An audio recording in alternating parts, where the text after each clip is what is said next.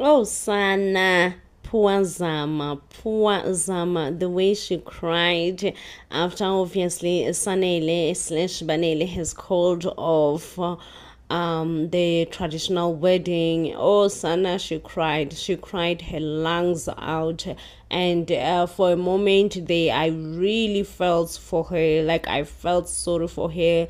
And I was like, oh, Sana, she does not deserve what is happening to her, you know, especially when also Banele came back to fetch his belongings, and he was like, listen, I'm here to fetch what belongs to me. Zama tried to resist and be like, you ain't going nowhere, please do not leave me. I mean, considering the fact that she's pregnant, as much as Zama is quite annoying, like she was annoying me, honestly speaking, but I mean, she is pregnant at the end of the day, and yeah, you know, it's not nice knowing that your baby daddy is leaving you. And not only is your baby daddy leaving you, your baby daddy is probably going back, okay? Because now Mbali and Usanele, they decided to go back to Umakhumalo and inform Umakhumalo ukuthi uBanele right here has not, oh Sana yazi indaba kaBanele, andiyazi tu ke Sana. uBanele has not swapped back the bodies with the real Sanele. But you know one thing for sure, as much as I was so angry at Ubanele, I feel like he did acted selfless in terms of letting Umbali know everything, that everything happened, it was not Sanele's fault, you know, it was definitely my fault, everything happened because of me. And so I think should they swap back the bodies, i-relationship kaMbali beno Sanele izocontinue, izoqhubeka soft, nicely and smoothly. However, guys, I am so dead tired of it. Like, I want this season to end, and they better not come back with season 2. They better not do that to us, okay? This was a completely failed drama, soapy, whatever you want to call it. Mzansi Magic failed us here, like they really did. Such boring, confusing storyline, hard to follow. I just want Sanele to come back and let's get this thing over and done with, okay? It was a complete failed projects. The sad part here is the fact that they really did casted good actors, okay? The actors are wonderful, great, love the casting. The storyline, oh Sana, I can't with the storyline, honestly. She doesn't like Umembeso to go on, you know, and she would like Uguti Bebe no Sanele together and forever and forever. And no Sanele and I would say I mean Ubanele, and I'm not sure because Uzama ngimzwe ekhuluma nomngani wakhe as if she is very much we are suspect her, you know, she's away, you know, we are suspect to know these people could be swapping bodies and it's a different spirits but same body, you know. But yeah, in a way also Uzama ushilo ukuthi angeke ngise ngilenze lelo phutha lokuthi ngimbuze mina uBanele ukuthi hey kahle kahle kwenzakalani la namlisa, you know.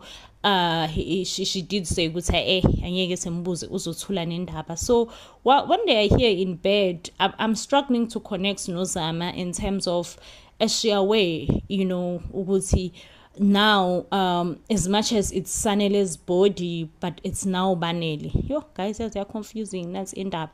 Kodwa ke guys, uBanele uthi nje lalela, you are the only person odeserva ukuba uMrs Magwaza nje umembeso will take place ngi-6 feet because there is no way that the members will continue and go on whilst me and you know. Yo guys, kwaze kwa stressful indaba kaSanele benomane, like is stressful ngalendlela exakile nkosiyami, exakile. Meanwhile nkosiyami sinomakoti wethu la, yay sinomakoti wethu akamhle uMbali. Guys, lalela, yay if ubuhle buyathengiswa, sisacela ukuthi uMbali esitshele ukuthi buthengiswa phi. Sisacela nje uMbali esplage bafethu sizowazi ukuthi ubuhle buthengiswa phi, because ugirl akamhle kalokhu, like mhle, like gorgeous girl, she is beautiful, like mhle sana. So if khona la ubuhle buthengiswa khona sisacela bandla do right by us wezama, do right by us, usithengisele ubuhle, like so sonke siyafuna ukwazi ukuthi ubuhle kahle butholakalaphi ave mhle nkosi yami uzama. But anyway guys, akapheni umakoti wethu, and it seems like ke guys usanele, you know, expectedly ukuthi phela bekumele buye kubo kuzopreparishwa kahle ukuthi kuyahanjwa kiwe kumembeso nani usanele akasebuye, usanele akabonwa manje ke ilanga lika membeso, still bandla umkhonyane wethu azosigila usanele ayekho akabonwa.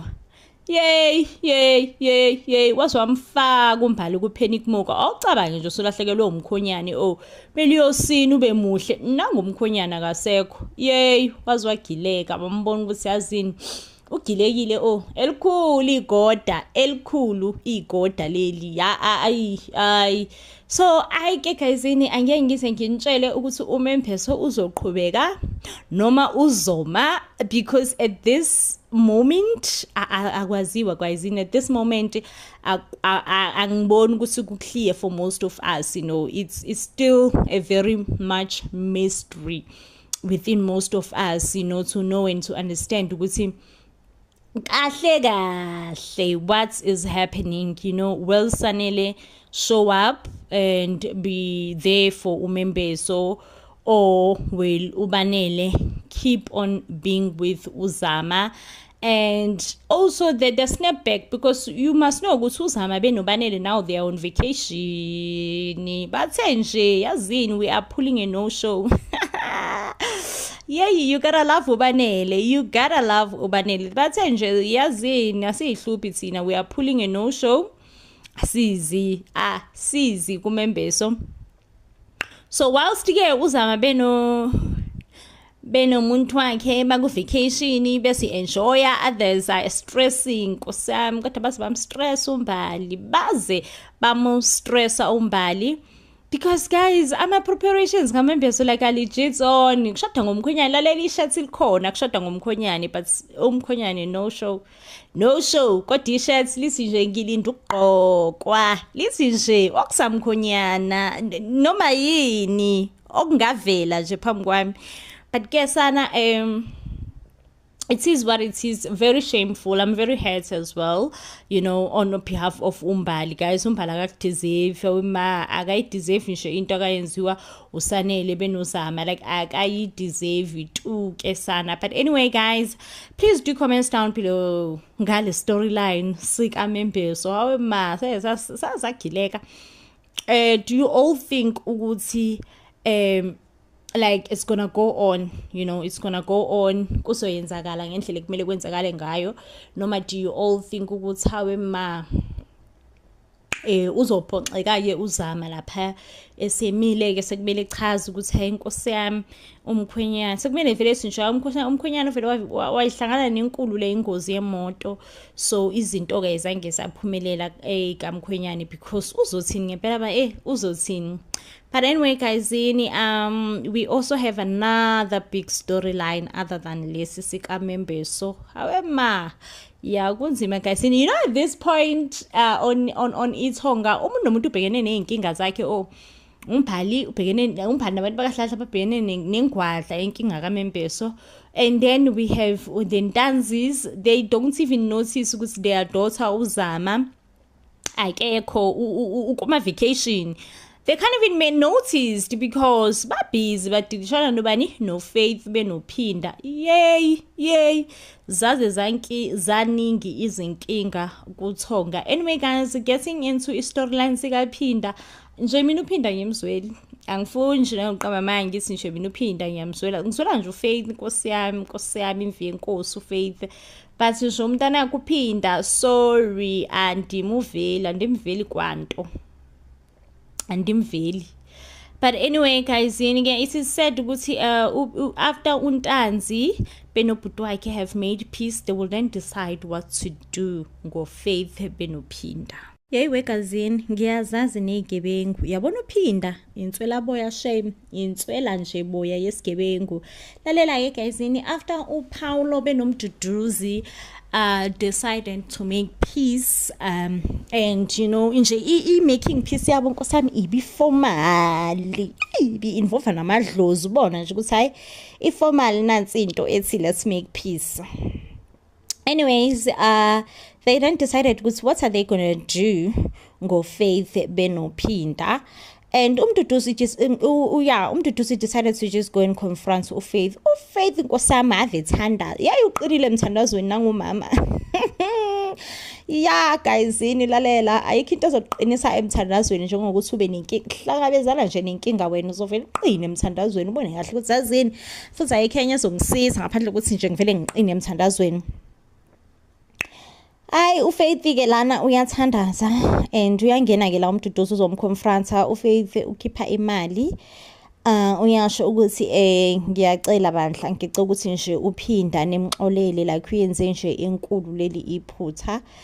And umduduzi uthi nje no asoze nina ninomntanakho niyamakhulu amaqola ezigebengu because ningixabanise nobhuti wami. And umduduzi uyasho la ukuthi nawe Faith waze wangiphoxa all along, uyangibuka ngiyaxabana la nobhuti wami and wena like uyalazi iqiniso, uyazi ukuthi what has been going on between thina sonke lana and awunankinga, like you are just not bothered, you know.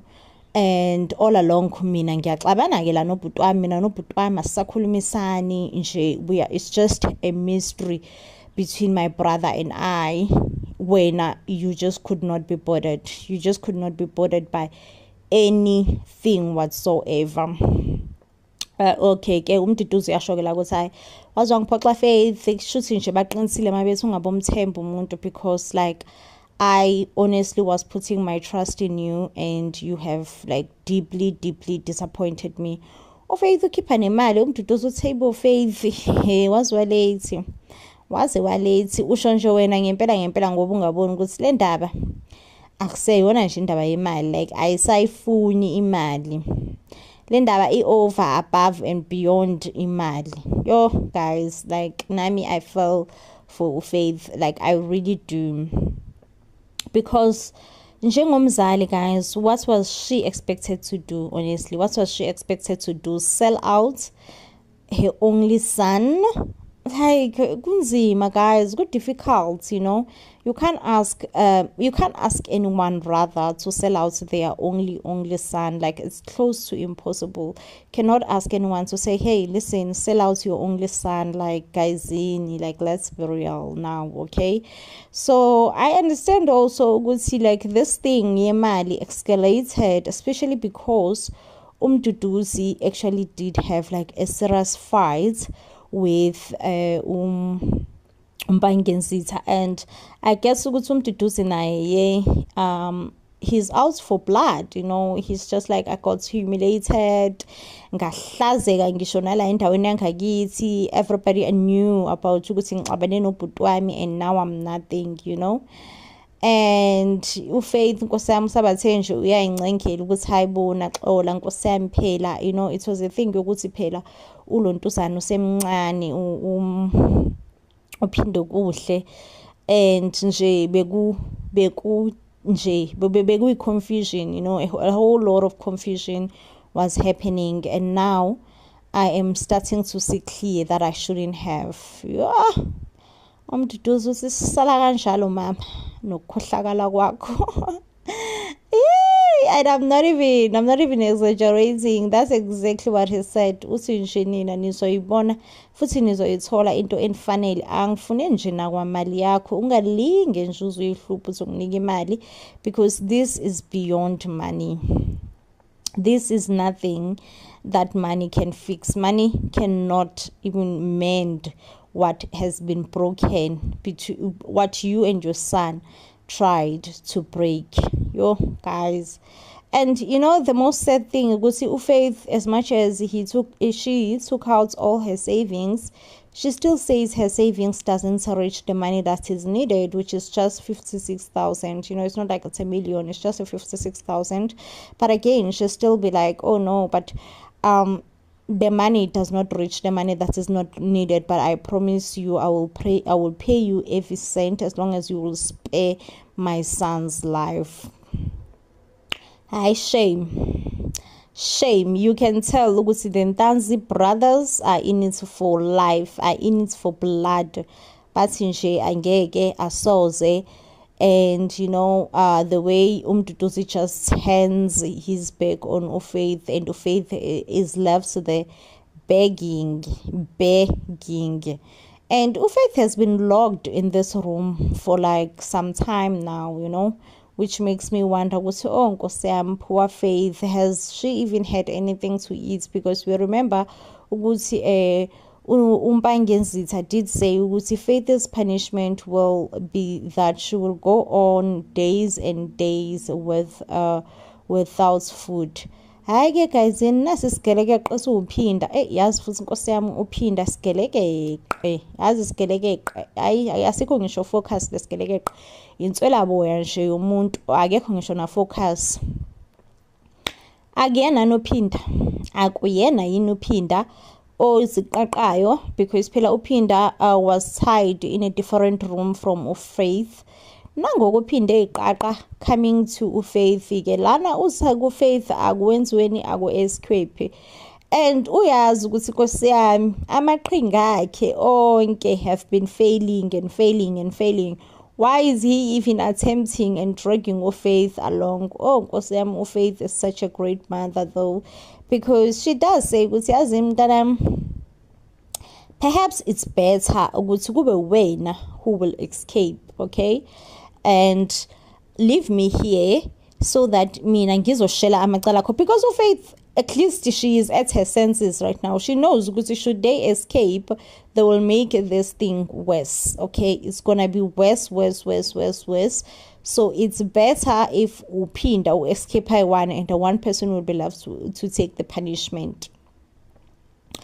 Yo, I ngithi uphinda did not even think twice. Yay, angilazi igwale njengophinda. Ngithi uphinda did not even think twice ukuthi himself, he has to escape and leave his own mother to take the hit. Hayi shame, hayi makusiwa khona amagwala emhlabeni, kodwa bona uphinda ulast number wegwala. Indeed ke uphinda will escape, and as soon as the Ntanzi brothers finds out ukuthi uphinda escapeile, yo, they will go AWOL. They will go AWOL, banging everything that you can think of, fighting it, saying that lalela uphinda udingeka la njengamanje. You know, and sadly ke Nkosi yami for uphinda, it is said ukuthi hayi bandla, hayi lizomshonela shemela kubo, lizomshonela, and he won't even get far after he has escaped. He's gonna be hunted down, you know. Umpangenzitha uzokhipha wonke amadoda akhe to hunt uphinda down. Kuthiwa ke shame Nkosi yami, uphinda wabantu will not even get far after his escape. He will be captured again, be reunited with his mom, and nje Mduduzi bandla akajiki esigwetshweni sakhe. And wesi ke uthe nje abashisi Nkosi yami, uthe nje abangqonqe bashe bobabili umama nendodana, because vele akusekho indaba yokuthi bayophinde babathembe babatrust in a family business ever again. Waze wamfaka uFaith enkingeni Nkosi yami uphinda, yazi waze wamfaka uFaith enkingeni enkulu, izumbuzumbu senkinga, and uFaith akadeserve shame ukuba kule nkinga kiyo, wesi ke faka uphinda. Hey guys, ngisaid mina. Anyway, I think this definitely does bring us to the end of the review. If you do love and enjoy our reviews, of course I will be back with more reviews, but till then, please do comments down below and engage, guys. Like I said, I would love to put the full episode here, but I cannot do that. I'd rather put it on Facebook. So yeah, for now let's engage. However, kuzoyenzakalani ngempela manibhekile nina phakathi kukaPhinda noFaith vele nje liyaduma liyabashonela kanjalo nje ngase ngabuhlungu Nkosi yami. Anyway, I will see you guys on the next one when I'm definitely bringing you more reviews. So then please do stay blessed and I love you.